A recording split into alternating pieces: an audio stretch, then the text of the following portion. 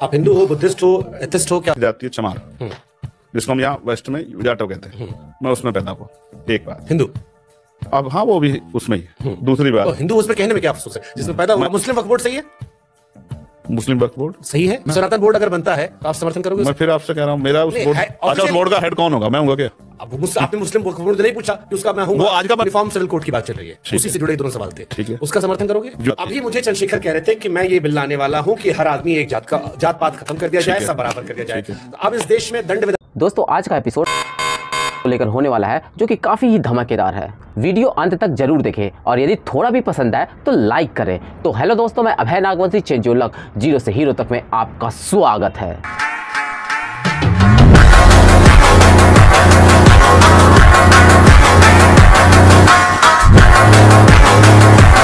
आपका रिलीजन क्या है?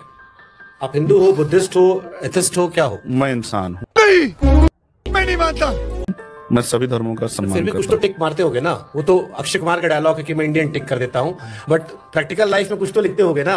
एक्टर में और वर्कर में फर्क होता है। आपका स्टाइल पॉलिटिक्स का एक्टर वाला ही है। जैसे अरविंद केजरीवाल आपके देखने के चश्मा है, मैं क्या कर। अरे आपके ऊपर पिक्चर ही बनी है, हमने देखी है। ये अलग बात है कि उसमें हीरो मर गया था, आप जिंदा हो। गोली तो मैंने भी खाई। आर्टिकल 15। हाँ, मैं आपसे ये कह रहा हूँ, देखो मैं जाति के आधार पे शेड्यूल कास्ट में, क्योंकि हमने तो बनाई नहीं एक जाति है चमार। बात तो सही है। जिसको हम यहाँ वेस्ट में जाटो कहते हैं। मैं उसमें पैदा हुआ। एक बात हिंदू।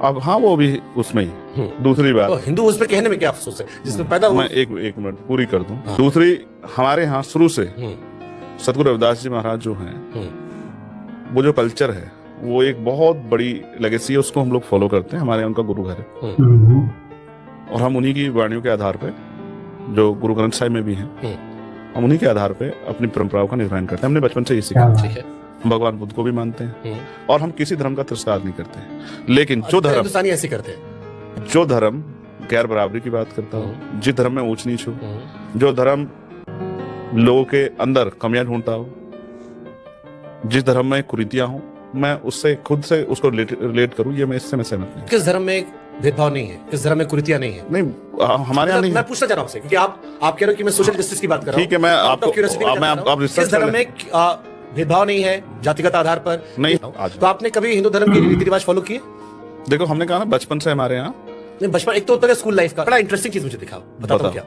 आपके पिताजी का नाम गोवर्धन दास जी है। ठीक है। वृंदावन का एक बड़ा प्रसिद्ध पर्वत है गोवर्धन। यस है। ठीक है। आपकी माता जी का नाम कमलेश जी है।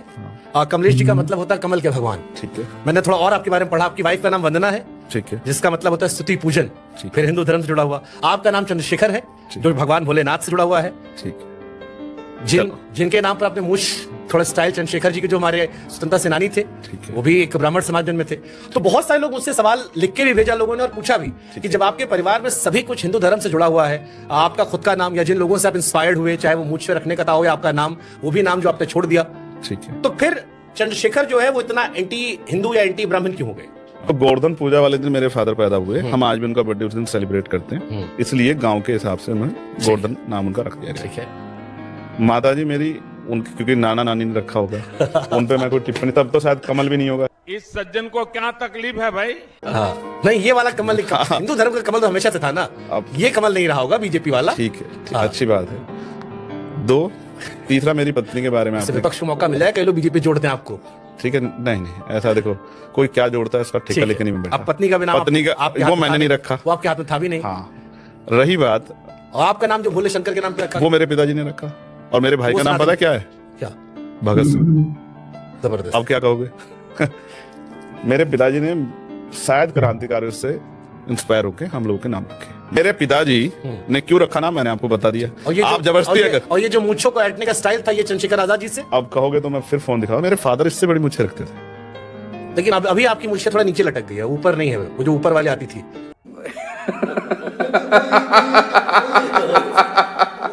ऐसे करके, ऐसे वाली नहीं, अभी थोड़ा सा ताव वाली नहीं। सरकार को गिरा दे फिर ताव दे देंगे। मुस्लिम वक्फ बोर्ड सही है? मुस्लिम वक्फ बोर्ड सही है। हाँ, उनके राइट्स है, मैं इस पर सहमत हूँ कि उनके राइट्स है। वो अपने राइट्स को किस तरह से प्रोटेक्ट करते हैं, किस तरह यूज करते हैं, ये कॉन्स्टिट्यूशन ने उनको राइट दिया है। सरकार सनातन बोर्ड की मांग चले, उसको भी सपोर्ट करोगे? सनातन बोर्ड तो है ही ऑलरेडी। कहाँ है? सारे मंदिरों पर कब्जा है हिंदू अपर कास्ट के लोगों का। कहते हैं सब सरकार के कंट्रोल में है। कौन से सरकार का कंट्रोल? सारा मंदिर सरकार ने कंट्रोल कर रखा है। कौन सा सारा पैसा कौड़ी हिसाब किताब सब वो देखते हैं। धर्म के आप फिर समझिए ना, सिर्फ पैसे के क्यों देखते हैं कि पैसा ये मंदिर तो आस्था केंद्र है ना। सनातन बोर्ड अगर बनता है तो आप समर्थन करोगे? मैं फिर आपसे कह रहा हूँ, मेरा उस बोर्ड, अच्छा उस बोर्ड का हेड कौन होगा? मैं हूँगा क्या? नहीं। अब वो आपने मुस्लिम बोर्ड नहीं पूछा कि उसका मैं हूँ? वो आज का बना हुआ है क्या? नया बनने वाला है मुझसे? फिर वो कह रहे हैं। ये सवाल इसलिए पूछ रहा हूँ। मैंने कहा अगर मैं पार्लियामेंट में होता, ईडब्ल्यूएस पे जोरदार विरोध करता नहीं था। तो जब वक्फ बोर्ड बना मैं नहीं था। चलो पार्लियामेंट की बात कर लेते हैं। यूनिफॉर्म सिविल कोड की बात चल रही है, उसी से जुड़े दोनों सवाल थे। ठीक है, उसका समर्थन करोगे? यूनिफॉर्म सिविल कोड इस देश के साथ बहुत सब चीजें जुड़ी हुई हैं। जैसे आपने कहा कि आपके नाम के साथ, अभी मुझे चंद्रशेखर कह रहे थे कि मैं ये बिल लाने वाला हूँ कि हर आदमी एक जात का जात पात खत्म कर दिया जाए, सब बराबर कर दिया जाए। तो अब इस देश में दंड विधान अगर एक है, ठीक है, तो फिर बाकी चीजें क्यों समान ना की जाए? बहुत अच्छी बात है, मगर आप ही की बात तो कर रहा हूँ, ये तो आप ही के थॉट्स में जा रहा है। फिर वही बात, मीठा मीठा गप गप तीखा तीखा थूक थूक। समझ रहे हो? समझ रहे हो आप? समझ रहे हो? बोल लो। सवाल ये है, यूनिफॉर्म सिविल कोड पर क्या देश में लागू होना चाहिए? मैं ये कह रहा हूँ यूनिफॉर्म सिविल कोड पे मैं जेपीसी का हिस्सा बनना चाहता था जब वन नेशन वन इलेक्शन आया, लेकिन मुझे अवसर नहीं मिला। मैं दीदी को बनाया गया, आपकी दीदी को। अच्छी बात है, मुझे उम्मीद है कि वो उस तरह से बात रखेंगे जिस तरह मैं रखना चाहता था। लेकिन मैं आपसे ये कह रहा हूँ, तो मैं चाहता हूँ गवर्नमेंट को सब लोगों से बात करनी चाहिए, उनका पक्ष भी सुनना चाहिए, थोपना नहीं चाहिए। पंडित नेहरू राजीव जी को भारत रत्न अंबेडकर जी से पहले देना सही था या गलत था? बाबा साहब को पहले मिलना चाहिए था। तो गलत था सही था? यस या नो? गलत था तो यस दिखाना पड़ेगा आपको। अब बस आपको पहले देना चाहिए था, तो यानी कि आपको यस दिखाना पड़ेगा। ठीक है, इस देश में बच्चे दो ही अच्छे, हर जात हर धर्म को, यस या नो? अब आरएसएस के बड़े नेता कह रहे हैं कि साहब ज्यादा बच्चे पैदा कर। मैं आपका पूछ रहा हूँ महाराज। जनसंख्या एक बड़ा विषय है, और मैंने फिर कहा, आप कोई भी जैसे कानून है हमारे यहाँ कि भाई हेलमेट सबको लगाना है, लेकिन हम लगाते क्यों कि जेब ना कट जाए।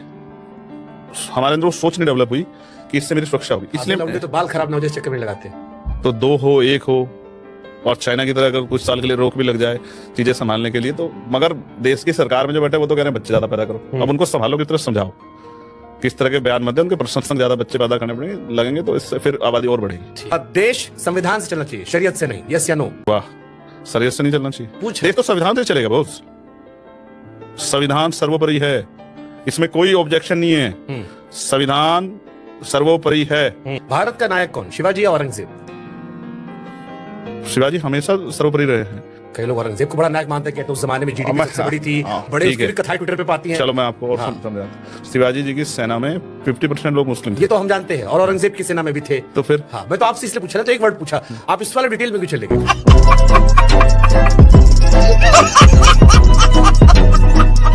दोस्तों तो कैसी लगी आज की वीडियो, हमें कमेंट बॉक्स में रिप्लाई करना बिल्कुल भी ना भूलें, और ज़्यादा से ज़्यादा वीडियो को लाइक शेयर और चैनल को सब्सक्राइब अवश्य करें, ताकि ऐसे वीडियो आपको हमेशा मिलती रहे। तो मिलते हैं आने वाले नए वीडियो के साथ, तब तक के लिए जय हिंद जय भारत, वंदे मातरम।